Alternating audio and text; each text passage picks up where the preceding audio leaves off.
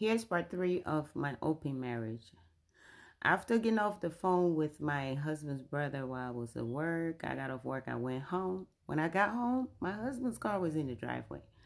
I was a little nervous, but hey, this is my place of residence too. So I entered the house. I didn't see him anywhere. I went upstairs. He wasn't in the master bedroom, so I figured he was still in the guest room. I went and took a shower, came back downstairs, got me some food, went upstairs to the room, sat on the edge of the bed, and started to eat. While I was eating, my brother-in-law calls me, and he's still venting about what his brother did to him, and how he's mad at that he had to lose his rank and this and that. So while I'm eating and just listening to him, my husband bust in the bedroom. I was so startled, my food dropped. And then he smacked my phone out of my hand and just started stomping on my phone. He shattered my phone. I was going to say something, but then I just zipped it, okay? There was just too much rage going on. I was already nervous coming home. So then he grabbed my bag that had everything in it, all my cards, all my passport, everything, all my documents. He grabbed it, he just emptied it, grabbed everything, grabbed the broken phone, went downstairs. I heard the door to the house shut, but I didn't know if he was leaving to the front or the back. I looked to the front. He wasn't to the front. I looked to the back. He's back there doing something, and I'm pacing. So I rushed downstairs, went to the front, trying to leave, but all 4 of my tires are sliced.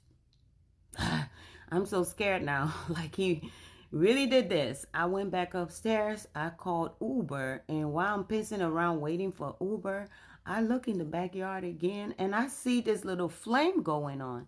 I look closer. He's burning all my stuff, my cards, my ID. He's burning everything. So Uber is taking too long. Okay. So I run downstairs. I grab the keys to his car. I get in his car and I left. Once I was closer to my sister's house, I got pulled over by a cop. He done called back up and everything. And I asked him, sir, may I ask you why you pulled me over? He was like, ma'am, you wasn't speeding. You didn't do any violation.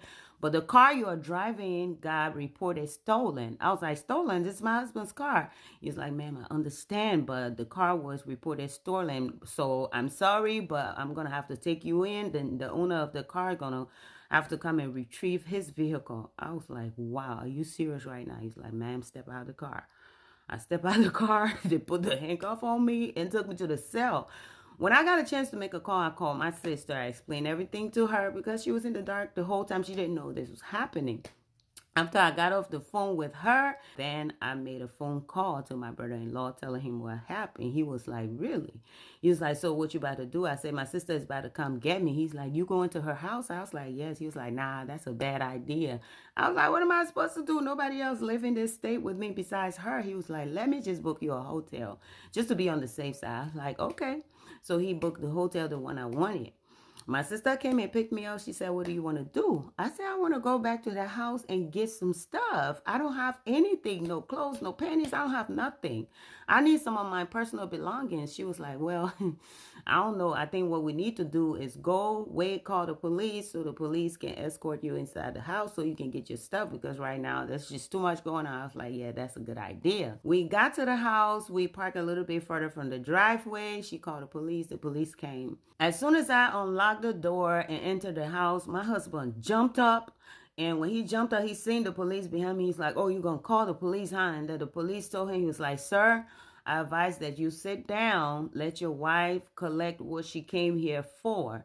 Y'all got too much going on. I think you should take it as a civil matter. Let her just grab her stuff. And he was like, babe, I'm sorry. I was like, I know you are, but I still got to collect some of my stuff, my belongings, and leave. I went upstairs. I took 2 suitcases. I filled it up with everything that I needed. And me and my sister left. When me and my sister left, she took me to the hotel that my brother-in-law booked. Okay, she dropped me off and she went home. An hour later, she calls me. She was like, girl, guess what happened? I was like, what? She was like, when I came home, your husband was parked at my house. I was like, you kidding? I said, did he do anything to you? She was like, no, but he did. Grab my arm, trying to get me to tell him where you were. And I told him that was not my responsibility. Then she said, but I did, since he wouldn't believe me, I did unlock my door. He went running around in there like a crazy person. He didn't find you, and then got back in the car and left. I was like, well, that's good. So as I'm in the hotel, I'm afraid to go to work. But then I remember I had applied for another job. So I don't have no phone. So I ran downstairs to the hotel lobby and asked the front desk person if I could use the computer. So I got on the computer, I checked my email and saw that these people they've been trying to reach me.